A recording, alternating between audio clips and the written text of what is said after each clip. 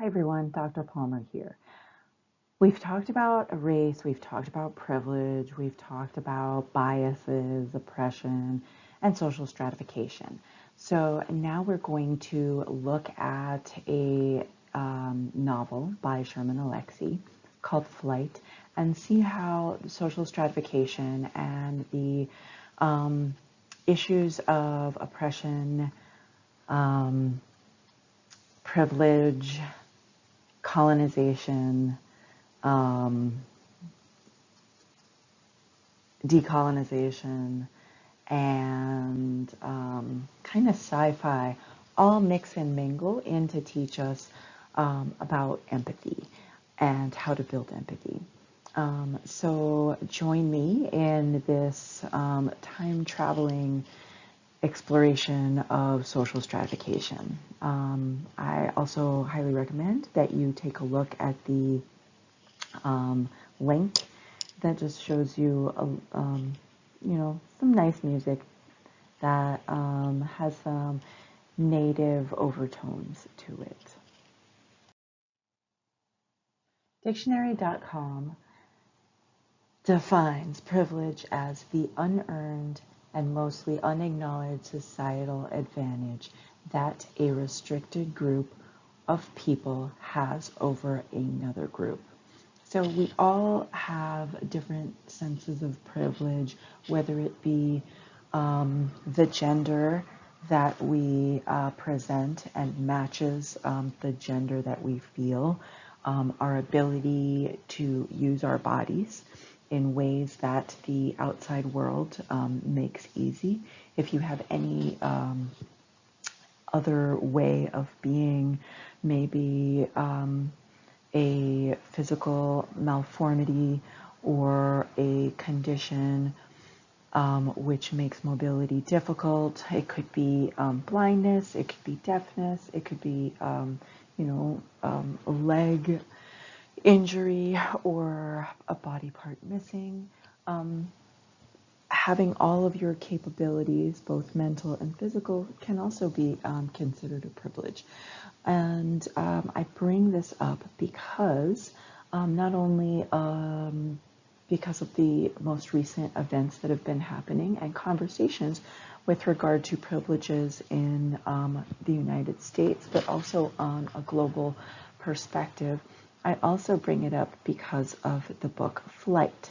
And in Flight, we see a mixed race, right? A native young man that feels disenfranchised, right? He feels like he has no agency, he has no privilege because he does not really know his father and he doesn't know his mother because his mother passed away and while he was young, and his father disappeared when his mother passed away. And so he ends up jumping through different foster homes, which again can be very debilitating for somebody's mobility. And when I speak about mobility, I'm not talking about physical mobility, but I'm talking about social mobility. The way for them to, if they're in a low standing in life, to actually climb that social ladder and become a successful human being in their own right. And so these are just some things that I thought would be important for you guys to think about when you are looking at, people in the world, but also this specific character. And we'll bring this issue of privilege up more later in the book. And last semester in 2020, I actually had some students do memes, and I believe I'm having you guys do memes too for your discussion post. So this is an example of one of the student posts that they made. And I thought it was really deep and kind of like, drop in the mic regarding privilege. So as you see, this is because of COVID are the words that are over the toilet roll aisle in a supermarket or pharmacy. And then the juxtaposed image of a teepeed tree and front yard of someone's home with the words, "This is because of privilege." And it really, these two images that are talking about the same material object, right, of toilet paper, show two different cultural ways of looking at this piece of material, useful culture that are used in these very different ways because of the circumstances. This being a course on global perspectives, I took a little bit of a different approach than other professors. So in this approach, I am taking global to mean a variety of ways that people within our contemporary current society look at the world. And I'm focusing a lot of attention on the United States because we are such a diverse nation. We have a tapestry of different ethnic groups, culture groups, genders, religions, and races. And so part of being able to appreciate the differences that we hold around the larger earth within different ethnic groups and cultural groups is to kind of make your own culture a little bit strange.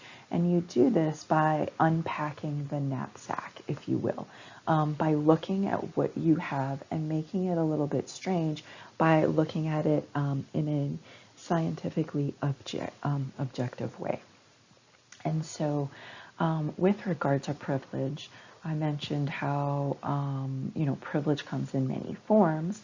So this is a graphic organizer that was inspired by Peggy McIntosh's work on unpacking the invisible knapsack, which looks at our different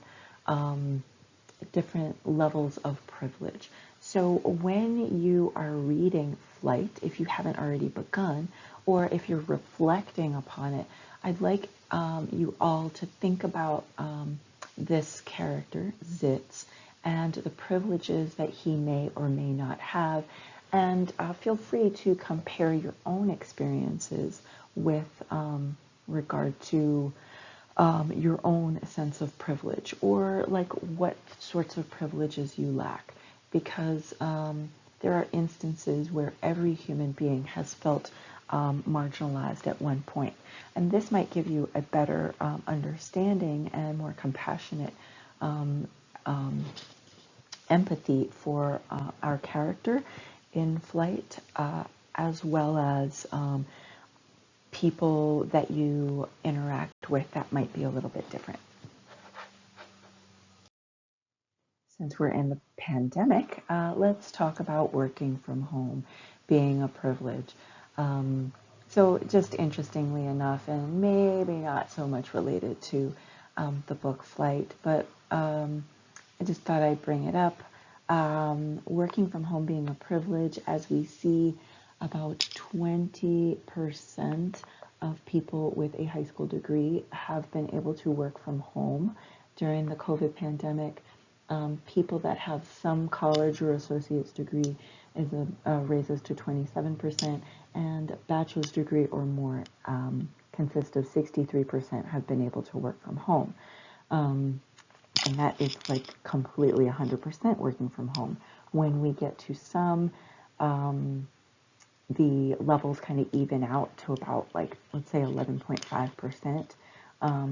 Across the education board. And then when we get to like 0% working from home, you have 60% of high school degree or less can work from home, because usually they're in a service industry, so they have to be in their place of service. Think restaurants, construction, cashiers, at supermarkets or pharmacies or any business where you actually have to serve people. And then 60% of people with some college or associate's degree had no working from home during the pandemic, and only 26% of people with bachelor's degrees or more had zero work from home. So these are just some interesting statistics about privilege. And when you look at this across like gender or racial kind of classifications, the numbers are actually have a little bit more of a interesting play out, if you will, because they find that the statistics have shown that women are actually losing their battle with being in the workplace and having a career because they are working from home, and if they have children, then they have to take over all the responsibilities of the typical traditional, a female role of the genders. And we'll pick that apart in another lecture, but yeah, just kind of think about what you've been doing for work, and yeah. And I won't belabor the point of privilege, but versus oppression, but these are just some nice infographic that shows like the continuum and the network of privilege versus oppression. So take a look at that, and kind of plot people as you come across them in the book with regard to where they fall in this spectrum of privilege versus oppression. I really like using popular culture with classes because it allows us to see the overlapping cultural tropes and narratives that are reoccurring throughout different storylines. So real quick, as you are analyzing the material, and this can be with flight or it can be any popular culture thing that you are looking at. So it can be movies, it can be TV series, Netflix series. So in looking at and unpacking the storylines, narrative is what people, cultural critics usually call storylines. And they typically are something that is set in motion, right? Think of it as a narrative is something that is in motion, hence the storyline, right? It can be like the prince saves the princess, or an escape from a disaster, an escape from an apocalypse, overcoming an obstacle. These are typical narratives that are pervasive in many, many stories, from ancient stories about, like, let's say, Gilgamesh with the flood and having to build a giant, this is in ancient Babylonia, by the way, and having to build a giant ark to save the civilization. And then we see that same exact narrative in the Bible through Noah's Ark, interestingly enough, because they're in the same region of the globe, being the Middle East. And so they have these same themes, right? Another thing that we look at as cultural critics in stories is trope. So tropes are usually nouns. You can think of it that way. So narrative is a verb, trope is a noun, and it represents an archetype. So going back to ancient Babylonia and the story of Gilgamesh, you have Gilgamesh, who is this male figure, and he is a hero, and his job is to save the civilization. Noah is, he's a father, he's the hero, and he's going to collect his he's going to build an ark, and he's going to collect his family and take two of each animal and save the civilization, right? Save nature. And they're also doing it because of like a giant flood, right? So you see how these narratives and tropes intersect with each other. Um, so a trope being, we've talked about the hero, Gilgamesh and Noah. And then very pervasive in our American culture is this idea of an underdog. So I don't know if you guys have seen Rocky, but here's a picture of Rocky, and there's even a statue of Rocky in Philadelphia. Interestingly enough, there was a statue of the fictional character of Rocky in Philadelphia in front of the Museum of Art in Philadelphia before there was a living statue of, what was his name? The main boxer, Smokin' Joe Frazier, which a lot of people took issue with. Now there is a statue commemorating the actual boxer, Smokin' Joe Frazier, who is from Philadelphia. But yeah. Back to Rocky. Rocky represents this trope of an underdog, which Americans love. Victim, there's the victim trope, which, a victim can be overlapping with narratives of overcoming, right? Or a person falling to victimhood. So this victim trope, the overlapping narrative could be they're overcoming being a victim and overcoming an obstacle, or it could coincide with a person becoming a victim and not being able to escape from XYZ. And then finally, we have an oppressor. And so while you are reading Flight, I'd like you to think about some tropes and narratives that you are encountering with regard to Flight. Because there is a protagonist, right, the main character, who is Zitz. But because we are going through a time traveling, and it's kind of like a series of short stories that Sherman Alexie is presenting to us, that is teaching us about Native culture and Anglo or Euro-American culture. There are many different characters that fall within this varying degrees of trope and or varying characterizations of trope, and there's also various narratives that are going on. So think about picking apart and unpacking that knapsack of Flight. One of the early things that Sherman Alexie addresses in this book, Flight, is the idea of legal Indian and blood quantum. We know from the get-go of the book that our character, our main character, is a half Indian, half Irish young man named Zitz. He's an adolescent boy, and he actually, throughout the book, is kind of bemoaning the fact that he is not a full-blood Indian, right? And he doesn't really know how to be Indian other than looking through popular culture, right? And that's how he, takes in these different narratives and tropes about how to be an Indian.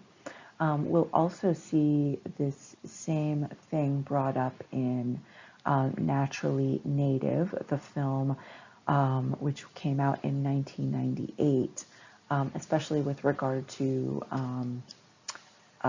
blood quantum. So this little comic from 2010 that we have here talks about the issues of blood quantum, because in order to be a legally certified Indian, you have to have a CDIB. A CDIB is like a pedigree, which states how much native blood you have running through your veins.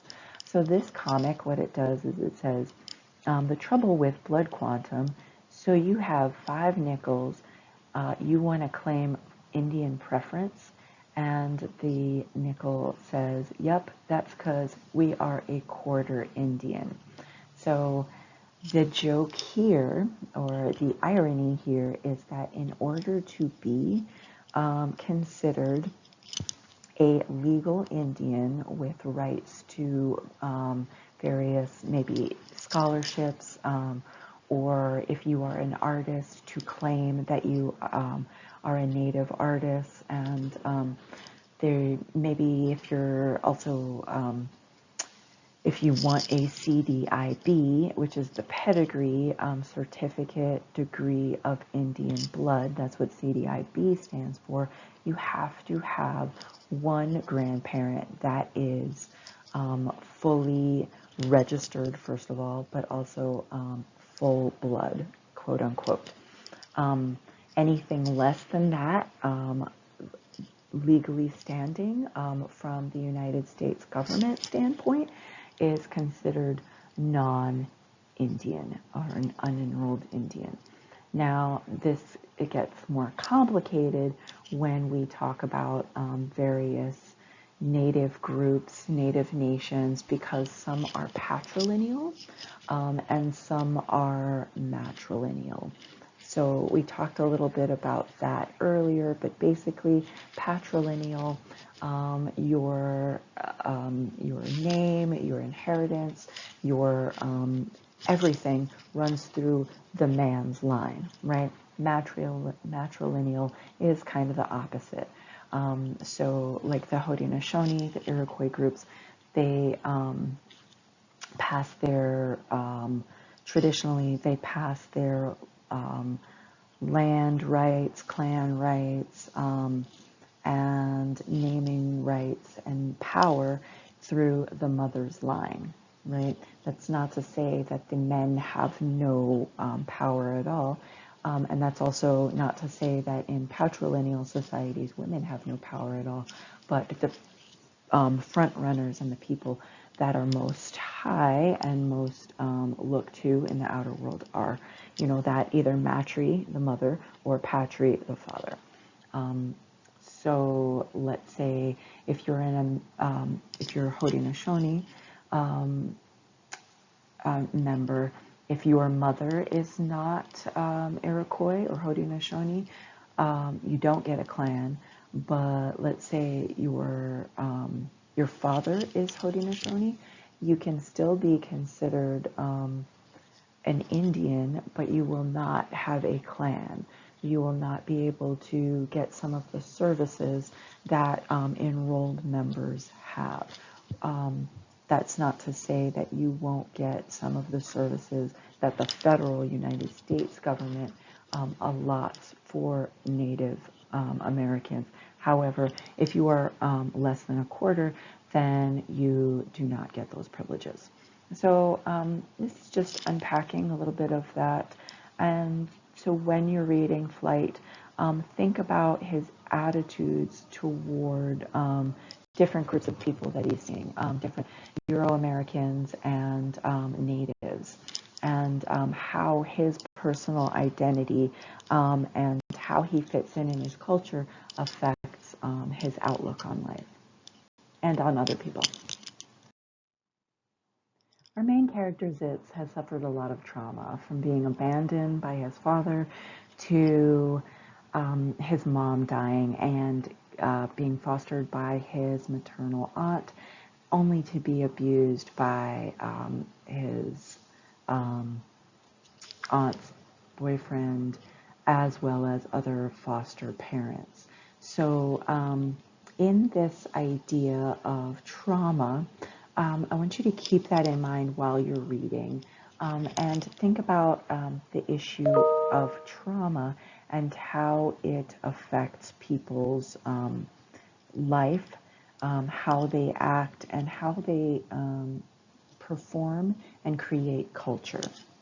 So I really like this ancestral mathematics equation, if you will. So it says, in order to be born, you need 2 parents, 4 grandparents, 8 great-grandparents, and it goes on and on and on, to the 9th great-grandparents, 2,048 great-grandparents. That's a lot of people that come down our line. And if we're talking about a few 100,000 years of Homo sapien evolution, that's a lot of generations that have, come before us. Now, take into consideration that epigenetics, this idea of epigenetics, and that trauma can be actually kept and passed down into our DNA. And so this equation, ancestral mathematics, shows that for you to be born today from 12 previous generations, you needed a total of 4,094 ancestors over the last 400 years. Now consider the past 400 years, all the things that have happened since 1492 when Columbus sailed the ocean blue, and he kind of blew up the globe, so that we have a connection between Old World, being Eurasia, and Africa, combining with and interacting with on a scale that we had never seen before prior to 1492, with the New World, right? The Americas, North and South, and the archipelagos of the Caribbean. And so think about all the struggles, how many battles, how many difficulties, how much sadness, happiness, love stories, expressions of hope for the future did each of those ancestors have to undergo for you to exist in this present moment. And so when we are looking at this book, Flight, Sherman Alexie is getting us to time travel, and he's showing us different perspective of scale, right? So we start with Zitz as the main character, who is just this one young boy and who looks back to his absent parents, and because of that, he has his own personal trauma. But then through the interactions that he has with other people, the next person he meets is, he meets Dave, the officer, but then the next person he meets in jail is Justice, and Justice takes him, propels him into this time traveling journey where he goes back and goes into different people's lives, some being his, possibly his own relatives at one point. So think about how this idea of violence and trauma are shown throughout the book. And then just a quick little note, something you might be really interested in. If you are in any human services or thinking about going into nursing or psychology, or just for your own self-study, The Body Keeps Score, Brain, Mind, and Body in the Healing of Trauma by Bessel van de Kolk is an excellent book about how individuals can experience trauma in their lives, and think about like all the trauma that we might have just discussed with regard to the ancestral mathematics that might be underlined, that we have no idea what we've experienced and how it affects the way we interact in the world and how we create culture. That's why I always feel like it's very important for us to, when we're reading things or when we're getting to know, like, who is this professor I'm working with? Or, who is this person that's teaching me whatever? To know a little bit about their background, because it'll give you a perspective based on the things, their biases, right? We all know we have biases. We all know that we're human beings. We suffer trauma, regardless of our gender, our ability, our race, our religion, right? It's just part of human existence. But how we are able to or unable to deal with those traumas really tells the story of our lives, and our lives within a cultural context.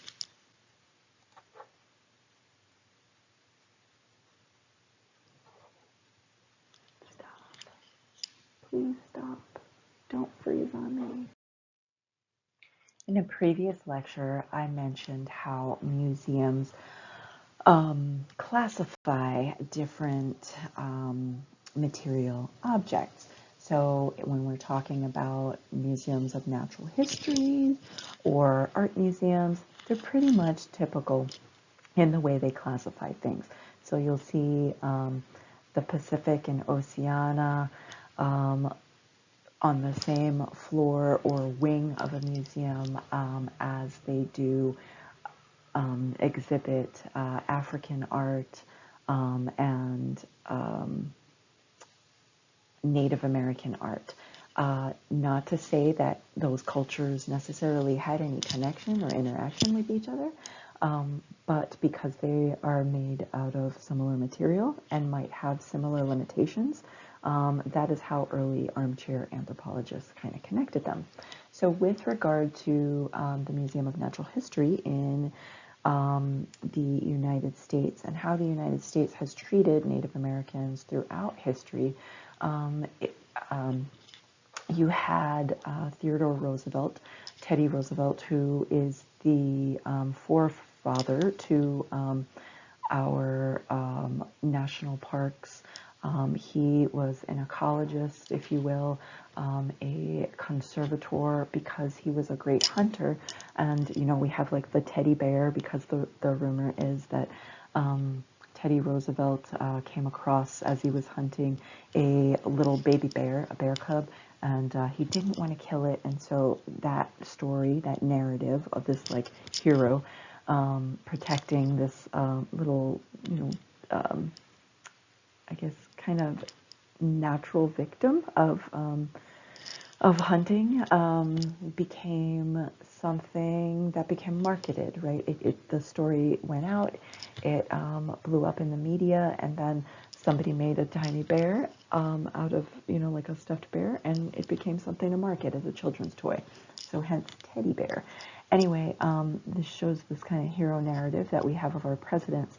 And in the most recent events that we've had, like in the past events of the protests of 2020, not only Black Lives Matter, but the decolonization movement, where we're talking about tearing down statues.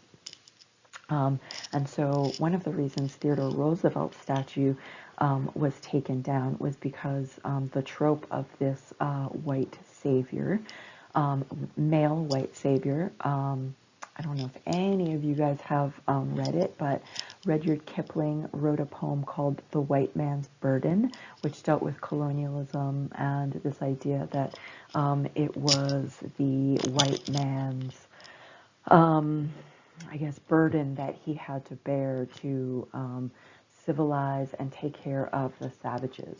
So Theodore Roosevelt, this really actually artistically nice piece of bronze monument shows the troubled history of a white man sitting on top of a horse, and there is a native man and an African man flanking either side of him. So they're lower on the hierarchy, and forget about women because they're not even present, right?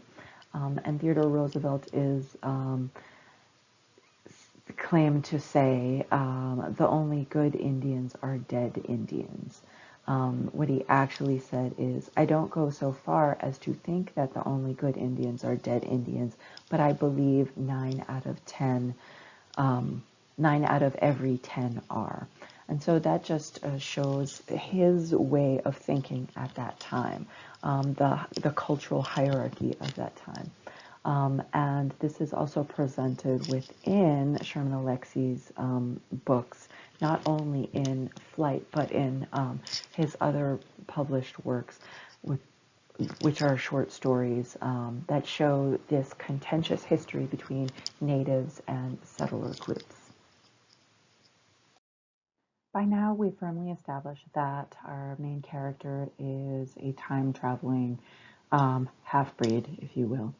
And Sherman Alexie, through this time-traveling protagonist, gives us reference to a lot of different cultural, historically significant items that have occurred in across Indian country. So one of the references he makes is to the 1889 Lakota ghost dance. Lakota are people that live on the Great Plains, otherwise known as Sioux. That is, again, not the name that they gave themselves. Lakota is the name that they gave themselves. Sioux is the name that the European settlers gave them. Anyway, in 1889, what ended up happening was because there were a lot of European settlers coming in, encroaching the land, the buffalo were disappearing because their land was, their home ground was being taken over by settlers who were bringing in cattle, and they were also being exterminated, not only to basically just kill them off and to move them to make way for progress, and I have little air quotes going on, for progress, but they were also being made, being removed because the then United States government knew that the Lakota people, Lakota and Dakota people, depended on the bison for their livelihood, for their food, shelter, and clothing, right? And so without the buffalo, the Lakota would be easier to contain and control. Anyway, the ghost dance was inspired by a young woman that had a dream that if all of the people got together, the natives got together, and they danced for a certain amount of time, that the settlers would go away and the buffalo would come back, or the bison would come back. Unfortunately, that did not happen, and the people were slaughtered because it was seen what they were doing by dancing was subversive and kind of, if you will, a treasonous act against the United States government, and they were considered enemies, so they were killed, basically. And this is actually not this is not a unique thing that happened in the globe. So because this is a global studies course or a global perspectives course, interestingly enough, a similar thing happened in Xhosa land in 1856. Xhosas live in South Africa. They're one of the main tribal groups or native groups within South Africa. And similarly, a young woman had a dream that if they did this thing, that all of the European settlers would go away and life would return back to normal. Except in her dream, this young Xhosa girl, it wasn't dancing, it was killing the cattle that they depended on. So in this upper right-hand corner of the slide, this is a depiction of what kind of happened. And basically, people believed her because she was from a family that was high standing in the community. I believe her father was a chief. So everybody killed their cattle. Unfortunately, it did not remove the settlers. They remained, and what it actually just did was throw the Xhosa people deeper into colonization. Their lands were more easily taken. They lacked food and sustenance, so they weren't strong enough to battle. Xhosa people were considered, very warrior-like people, and so they didn't have their main source of food anymore, or clothing, and they were defeated and sent to basically the same thing as natives in the United States were sent to reservations, except in South Africa they were called reserves as opposed to reservations. And actually the British and colonizers in South Africa looked to the United States to see how the United States dealt with their native problem, and that is in the literature. So there are these overlapping cultural I guess, myths of how to solve an issue of conflict, and also these issues of oppression that take place in different parts of the world, but are very similar in their aspects.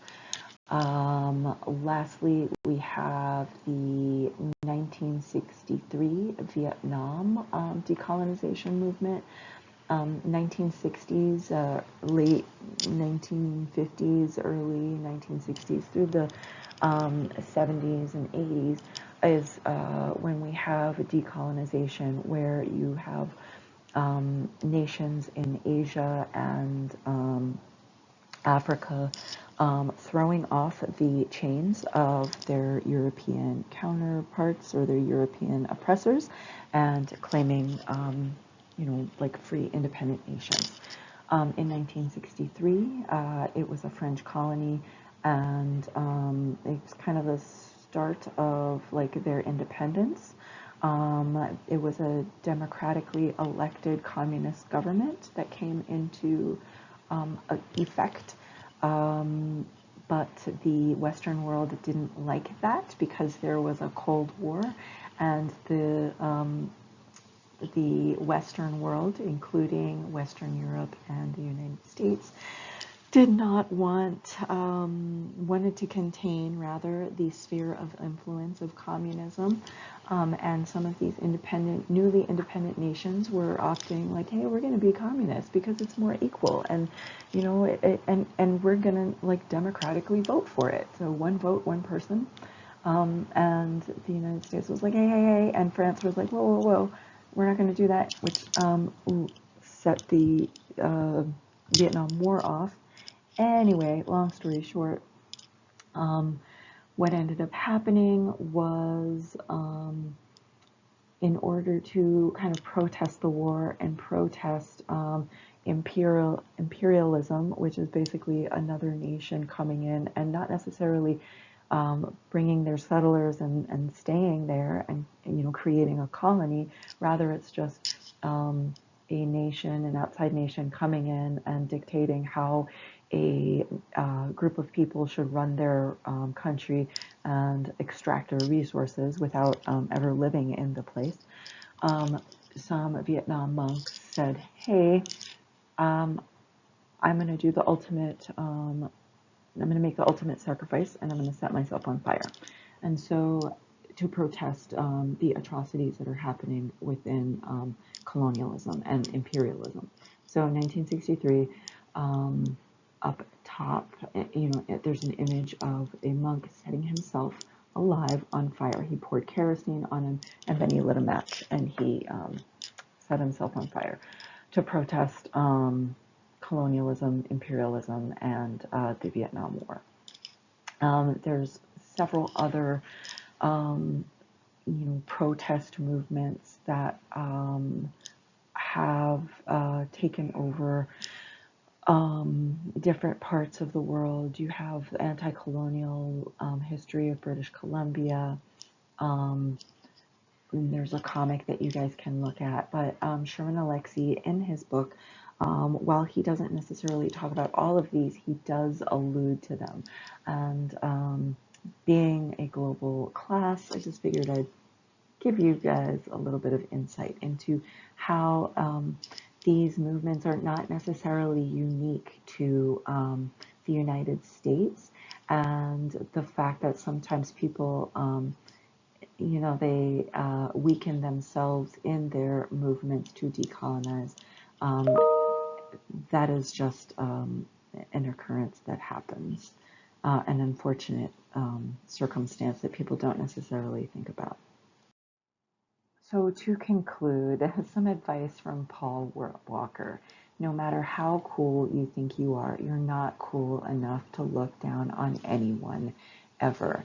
And I took this quote and this image specifically from Paul Walker, who had, very privileged place in American society and global society, because a lot of American culture and European culture has been spread around the world because of colonialism. You know, at one point in history, he might not have said that, but given the time in which he lived and using his place of privilege, he made this really nice statement that, you know, got people or is striving to get people to empathize and with people that might not necessarily be like them, regardless of their class, race, gender, profession, right? And so when you read the book, I would like you to think about Zitz's lack of empathy in the beginning of the book, and maybe how throughout his experiences and his body jumping, as well as time jumping, how these experiences help him to walk in other people's shoes and give him a more empathetic outlook and compassionate outlook on life. Thank you for listening and participating, and I look forward to the discussions that we'll be having. Feel free to post here in the comments, and yeah, we'll get back to you.